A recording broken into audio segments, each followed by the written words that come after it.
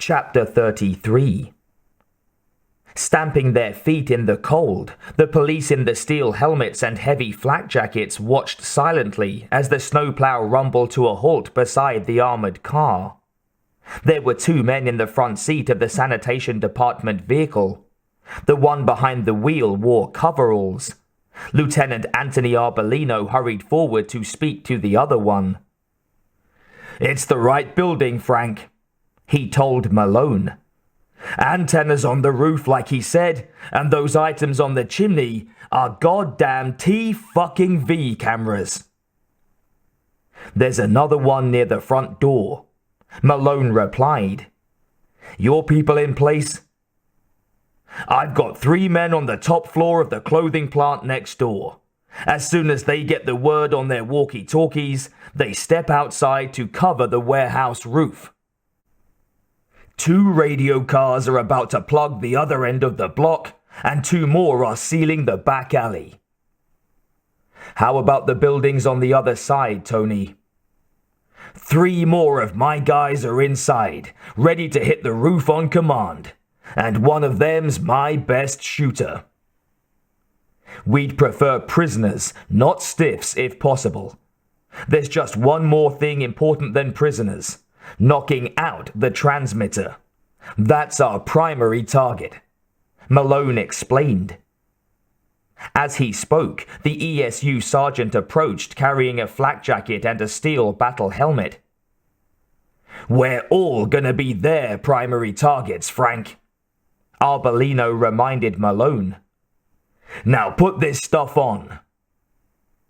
Malone stepped down to the street, donned the combat gear and quickly climbed back into the municipal vehicle. "This is where you get out," he told the driver. "I'll take it from here." "Well, wait a minute! This is my plow!" the man behind the wheel protested.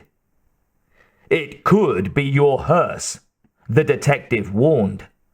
"Don't argue. Go!"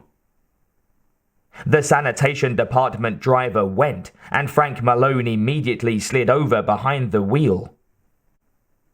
"Keep the armored car and your people out of sight until I'm about 20 yards from the warehouse," he said to Arbolino. "When you see me accelerate, come on like gangbusters." Arbolino understood just what Malone had in mind.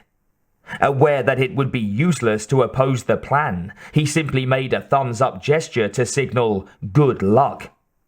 Malone returned it and started the engine.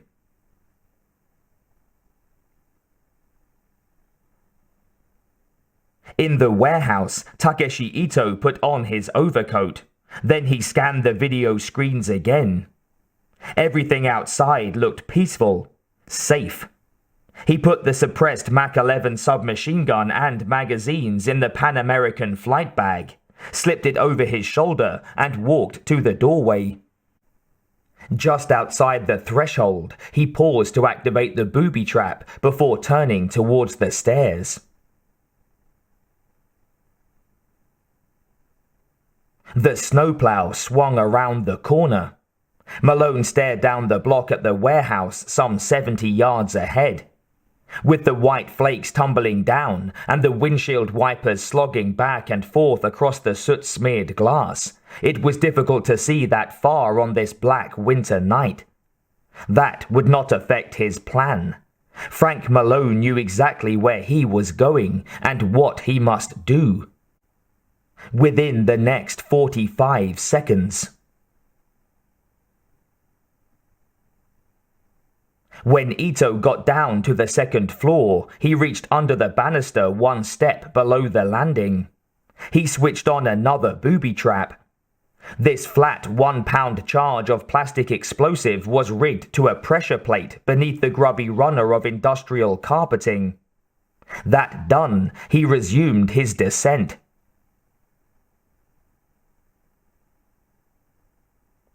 Less than 50 yards to go. The heavy metal plow was pushing the snow aside steadily. Malone's eyes shifted from the street to the rear-view mirror for a glimpse of the armored car. Not yet. Any moment now, he thought. He fed more fuel to the engine to start building speed. Ito reached the ground floor, entered the garage, and flicked on the light. Turning to the video monitor on the wall, he saw a large white vehicle. Another snowplow. It would pass by before he drove out, helpfully cleaning the street he'd use only moments later. Pleased by this good luck, he turned off the anti-personnel mine that guarded the garage door. Then he got into the Jeep, placing the flight bag with the submachine gun on the seat beside him. Malone glanced at the mirror once more. He saw the armored car turn the corner. Then he looked ahead at the warehouse barely 20 yards away. It was time. He stepped harder on the gas pedal, forcing it to the floor. As the plow accelerated, cool, Harvard-educated Frank Malone realized that he was probably doing precisely what his unsophisticated, aggressive father would have done. In spite of everything, the worldly detective captain was, irrationally and irrevocably, very much the son of the tough street cop known as Big Mike Malone. Suddenly, it all came back. For an instant, the 35-year-old man in the snowplow was a 12-year-old boy at that funeral 23 years ago. He felt the pain and something else. It was fierce, primitive pride. "Hang on, Mike," Frank Malone said as he began to twist the steering wheel. In the garage, the efficient electronics terrorist was confident as he put the key in the ignition. The Jeep had four-wheel drive, snow tires, a strong new battery, and a full tank of fuel. Having driven to the big international airport on 3 test runs, he knew the route to Kennedy well. He'd joined Staub there in 11 or 12 minutes. He started the engine.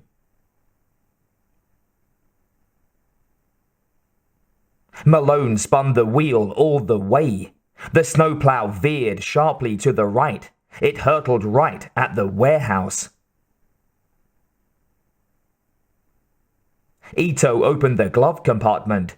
He took out the remote-controlled device and pressed the button to send the radio signal that would open the door.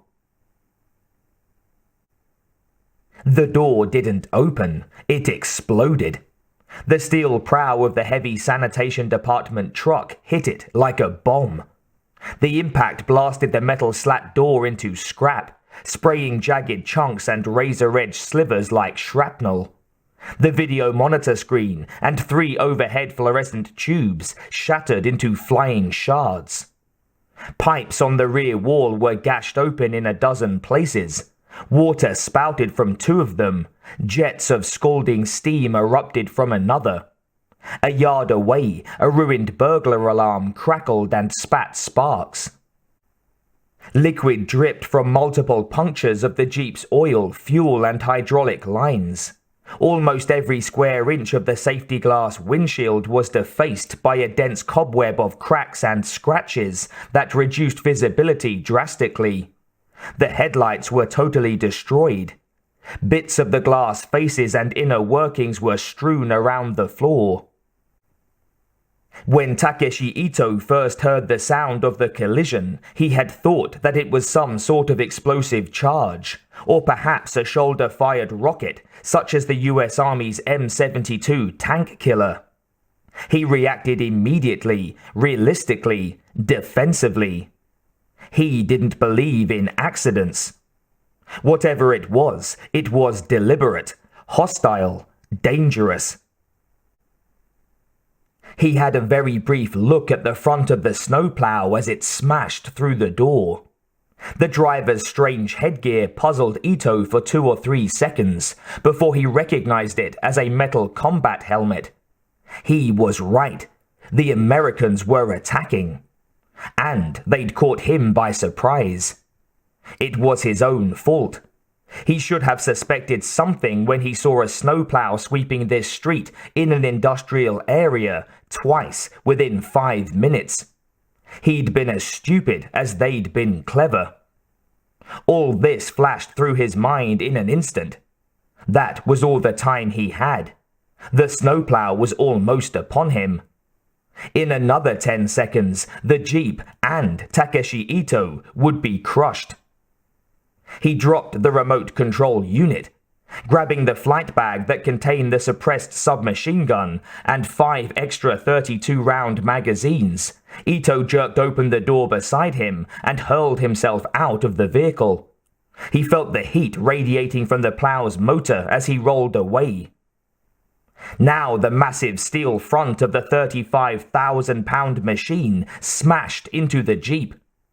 With the garage walls confining the sound, the crash of the metal against metal was deafening, and the plow didn't even slow down. It slammed ahead like a tank, driving the maimed Jeep back into the rear wall. There was a terrible grinding noise as the Jeep began to buckle. Within a few moments, it was a broken, compacted wreck. Pistol in hand, Malone turned off the engine and jumped down.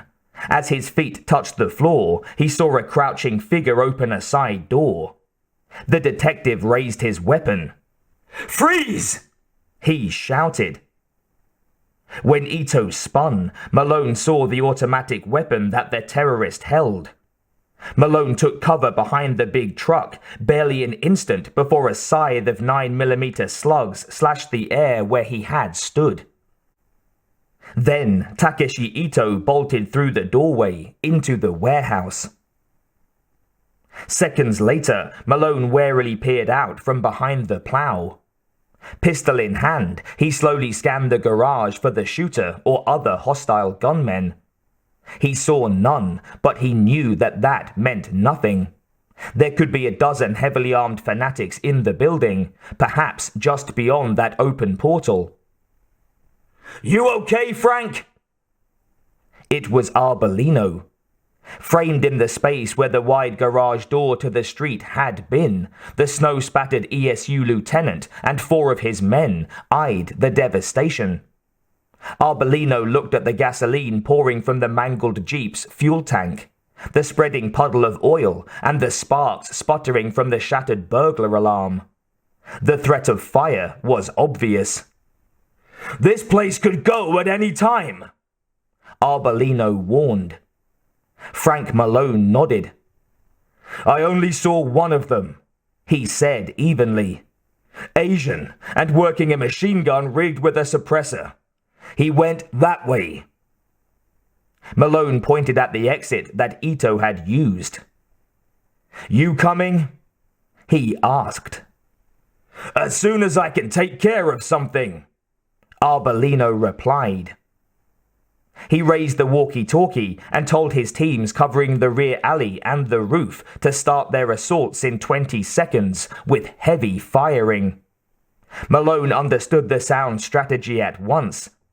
The noisy attacks would distract and divide the defenders.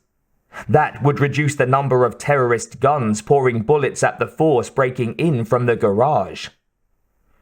"Get ready," Arbolino said to the men beside him. They waited tensely in the silence. Then the shooting began. It continued for more than a dozen seconds before the ESU lieutenant spoke again. "Let's do it!" Arbolino and Malone were the first through the doorway. Neither wanted to be a hero. They were simply professionals doing their job. Since the days of the cavemen, the field commanders of small units automatically led the charge. Takeshi Ito was waiting for them. Crouched on the first-floor landing, he stared down at the doorway intently. His finger was on the Mach 11's trigger, and his face was grim.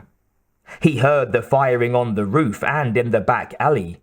He understood what it meant. There was no way to escape. He had to shoot it out, here, now. For a moment he wondered how they had found him. Then he squeezed the trigger. The first burst punched half a dozen holes in the wall before 4 9mm slugs slammed into the bigger American's middle. They hammered Arbolino back, reeling. The ESU lieutenant yelled in pain, but he didn't die. He didn't even bleed. The heavy protective garb was damaged, but the slugs didn't get through to his flesh. As Arbolino staggered under the impact, Ito swung his machine gun to slay the second attacker. Since that man also wore body armor, logical Takeshi Ito raised the Mach 11's muzzle to aim for his throat. Malone shot first.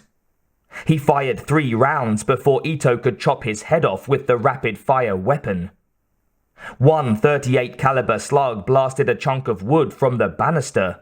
The second broke the terrorist's left arm an inch above the elbow, and the third obliterated his left ear. Jolted by the searing pain, he wasn't even aware of the crimson fluid pouring from the wounds.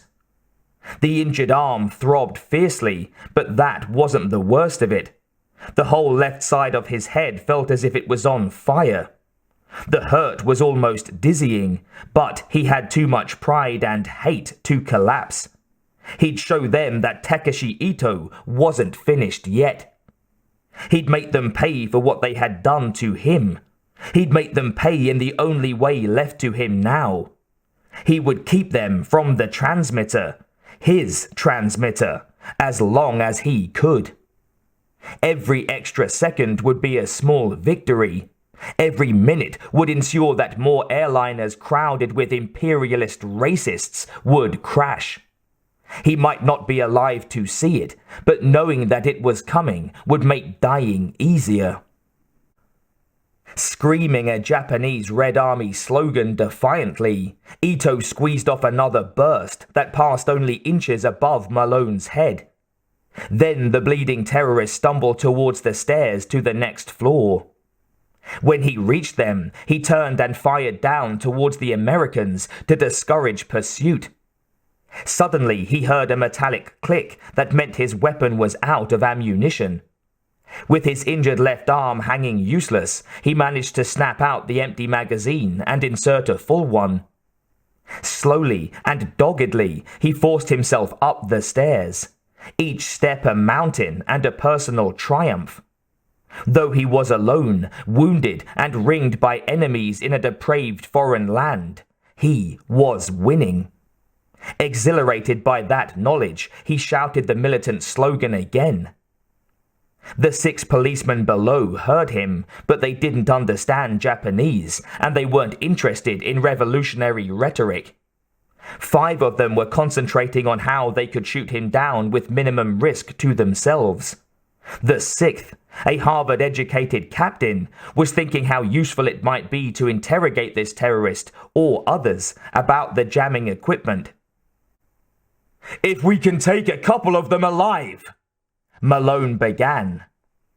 "Sure," a sergeant replied briskly as he checked the shells in his 12-gauge shotgun.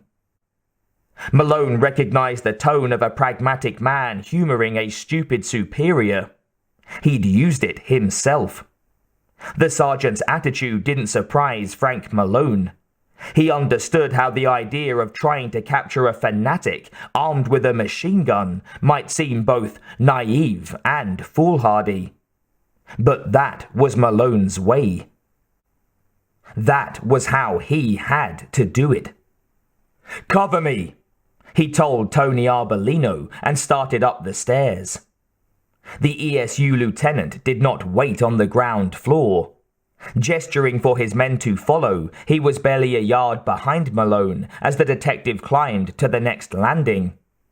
Expecting terrorist bullets or bombs any instant, Malone watched and listened tensely every step of the way. He saw no one. He heard nothing but the sounds of the other ESU teams pressing their diversionary attacks. Where were the terrorists? Now there was a different noise, from above. It sounded like a human in profound pain, Malone judged. But he knew that it could be a trick to lure the police into some murderous trap. Life or death time again, Frank Malone thought grimly. Stop or advance. His instincts and the watch on his wrist made the decision.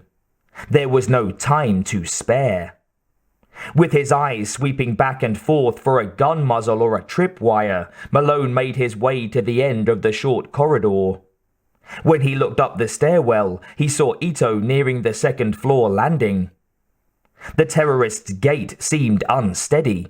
His left arm dangled limply, but his right hand still grasped the terrible little Mac 11. Malone had to act effectively and immediately to prevent him from using it. There was no margin for error. The 1,200 rounds per minute weapon could totally dismember Frank Malone in a few seconds. Aiming carefully, Malone fired.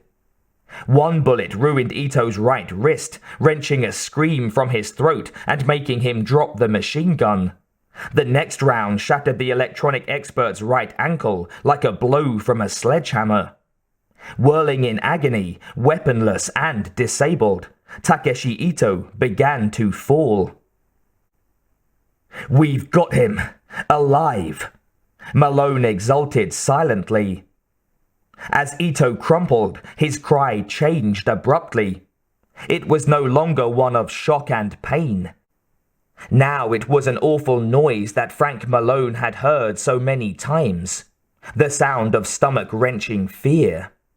Staub had probably told the man that Americans butchered captured revolutionaries, the detective reasoned. But it wasn't any abstract lie that terrified Takeshi Ito. He was afraid of something real and tangible. Malone saw him struggle desperately to catch hold of the banister. He failed. From the instant he hit the stairs, he twisted and strained in a frantic effort to get up, to get away. Bleeding badly and half dazed by the agony of his wounds, he somehow rose to one knee. That was when the booby trap he'd hidden beneath the worn carpet exploded. The blast hurled the short, slim terrorist over the railing, and he tumbled down the stairwell. He wasn't screaming anymore. Ito dropped like a sandbag. There was a loud thump as his body hit the ground floor. Two newly arrived patrolmen rushed forward, pointing their guns at his head.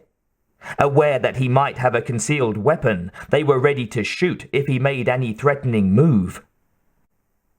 He didn't move at all. He lay there face down and utterly still. After a few seconds, one of the police reached down and warily turned over the apparently unconscious terrorist.